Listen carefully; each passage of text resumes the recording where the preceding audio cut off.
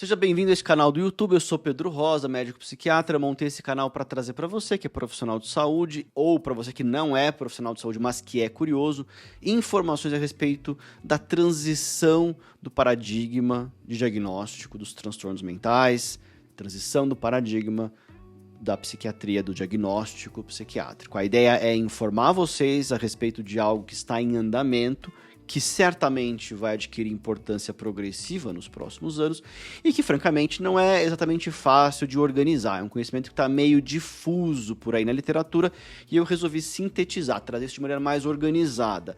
E algo que a gente faz nesse processo de maneira com uma grande importância é analisar retrospectivamente alguns aspectos históricos do diagnóstico. Isto é, como é que o diagnóstico hoje chegou a ser dessa forma? Por que isso aconteceu? Quais foram os grandes momentos da transição dos paradigmas anteriores para o atual? De que maneira que esse paradigma atual veio a ser como é, até para que a gente possa entender o que vem pelo futuro. Se você é novo aqui no canal, se inscreva ali, coloque o sininho, eu posto um vídeo toda quinta-feira e você pode aqui seguir com a gente, dar a sua opinião, seus comentários, dúvidas, sugestões. Agora, também tenho um podcast, Muito Além da Psiquiatria, no Spotify, e tem, claro, o podcast Papo de Psiquiatra, que aí já tem mais 60 episódios para você entender mais sobre como é que pensa o psiquiatra. Seres humanos sempre buscam classificar tudo que eles encontram, inclusive a personalidade das pessoas, inclusive pensamentos, comportamentos, estados mentais que pudessem ser encarados como diferentes, pouco usuais.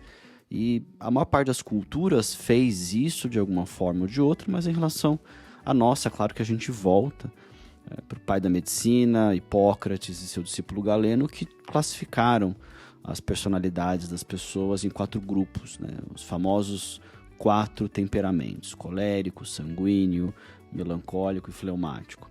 Tem uma importância para a gente isso ainda, mas é claro que a gente tem classificações que são mais válidas e mais confiáveis hoje.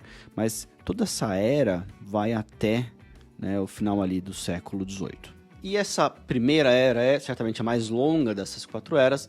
É uma era que, como eu falei, começou milênios atrás e ela, de certa forma, foi até ali o final do século XVIII, como ilustra aqui esse quadro em que Philippe Nel, um médico francês, de certa forma, fez uma libertação dos pacientes. Aqui nesse quadro, você pode ver claramente ele libertando as mulheres de grilhões ali em espécies de celas. Quer dizer, é uma ideia de trazer aquele adoecimento mental, uma pessoa que está com um comportamento anormal, fora do que é esperado, que trazendo ali prejuízos para si ou para o outro, fora da área do encarceramento, fora da área de aspectos puramente legais, fora de uma área do sobrenatural, trazendo para uma área da ciência, da medicina.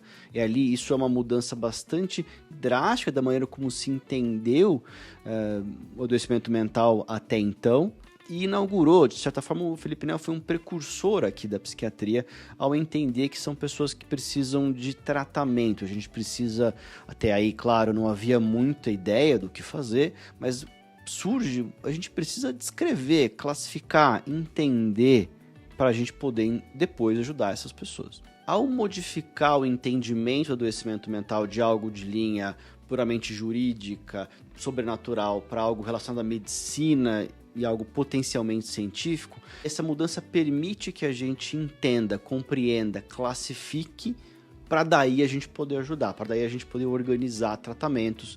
E o Philippe Nel, esse médico francês, foi um precursor dessa ideia aí ali no finalzinho do século XVIII. Por mais que Charcot tenha feito essa mudança muito relevante, foi através de outros psicopatologistas que a gente conseguiu começar a organizar a nosologia, a classificação dos transtornos mentais de uma maneira melhor. E destaca-se certamente dentre todos eles o Emil Kraepelin, que é esta pessoa que está nesse slide, é um psicopatologista alemão que foi professor na Universidade de Heidelberg, que foi uma universidade alemã que trouxe os 2 psiquiatras que tiveram maior influência para nós, que é o Emil Kraepelin e o Karl Jaspers, e trouxeram uma ideia de organização da psicopatologia.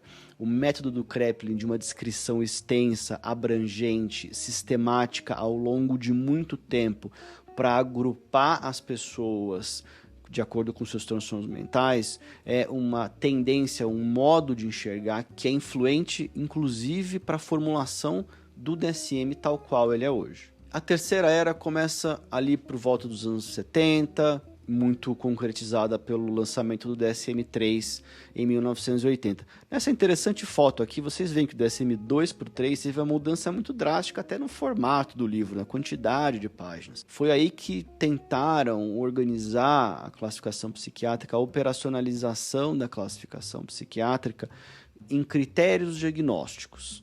Começou a se construir critérios diagnósticos para cada um dos diagnósticos. Até então havia uma classificação muito menos centralizada. Vários psicopatologistas importantes construíram classificações próprias e muitos profissionais tinham, digamos assim, uma interpretação muito pessoal a respeito de como é que se deve classificar os transtornos mentais. O DSM visou construir uma confiabilidade. O que isso quer dizer? Que dois profissionais diferentes, ao analisar o mesmo caso, tivessem a mesma opinião. E para que isso pudesse acontecer, critérios muito objetivos, com limites muito claros, foram construídos.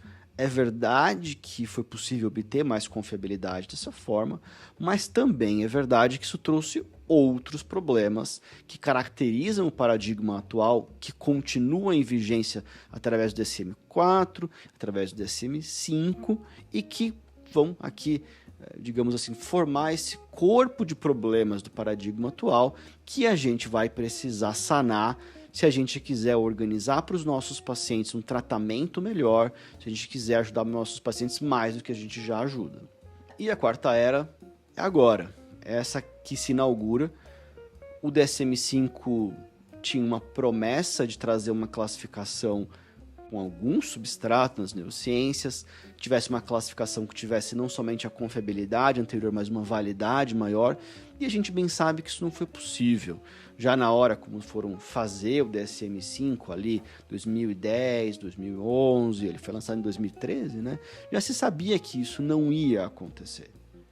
E não ia acontecer em grande medida porque não foi possível obter. As neurociências não avançaram o suficiente e ainda vão demorar muito tempo para chegar a esse substrato biológico que foi desejado para classificar os transtornos mentais.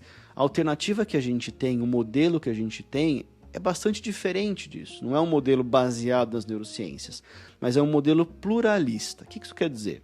Quer dizer que ele é um modelo que ele incorpora, ele integra, ele organiza diferentes paradigmas da descrição da personalidade normal, da personalidade maladaptativa, dos estados patológicos. Então nós temos uma maneira de descrever a personalidade que seja sensata, que tenha a ver com a maneira como a personalidade causa danos à pessoa ou danos a outras pessoas, e também os estados patológicos, episódios depressivos, episódios de mania, digamos assim, os transtornos mentais que não são transtornos de personalidade. Existe uma maneira de organizar todos esses paradigmas de uma forma integrada. Isso é bastante menos centralizado na mão de uma associação profissional, como é o DSM, que é publicado pela Associação Americana de Psiquiatria, mas é baseado em evidências, conforme evidências foram produzidas ao longo dos últimos 30, 40 anos. A ideia desse vídeo é trazer para você um pouco do histórico, de como é que as coisas vieram a ser como elas são hoje e para que caminho que a gente vai. Muitos outros vídeos complementam este, sobretudo os vídeos a respeito do DSM. Também sugiro que você vá lá e ouça os áudios do MAP, do Muito Além da Psiquiatria, um podcast que eu faço mais breve, 3, 4 minutos por tema. Eu abordo lá uma série de temas que são temas problemáticos do paradigma atual. São temas que esse paradigma deixa a desejar, ele frustra as nossas expectativas do que é uma boa classificação psiquiátrica.